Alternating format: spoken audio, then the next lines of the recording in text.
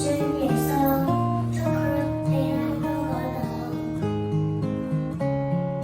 佢哋話耶穌講大話，仲講咗好多耶穌做過嘅事情俾彼拉多聽。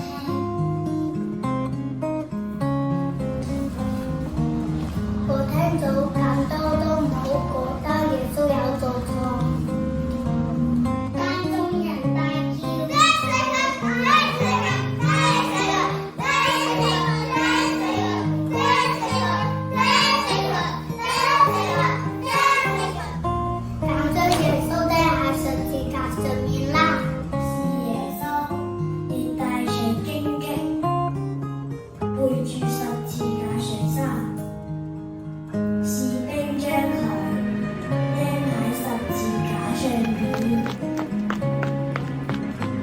只有我死咗，先可以洗眾人會再過3個鐘，耶穌就死咗啦。有一個好人約瑟，將死去嘅耶穌搬到墳墓裏面，再用一個好大嘅石頭封住墳墓嘅門口。耶穌死咗啦，我將佢埋喺墳墓入邊。有3個婦女嚟到耶穌墳前，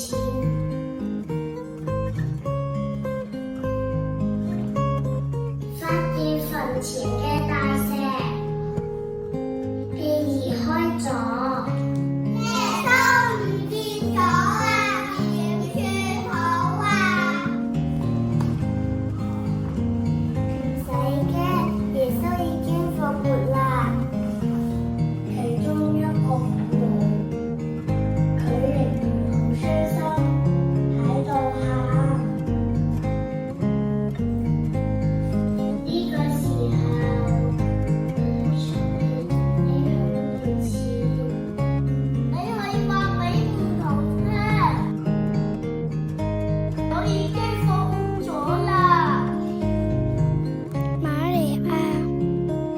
到門徒屋企，耶穌已經復活咗啦！好嘢！耶穌復活啦！耶穌復活啦！但係有一個門徒多馬，佢唔相信耶穌復活咗。耶穌有見到耶穌手上嘅釘痕，我就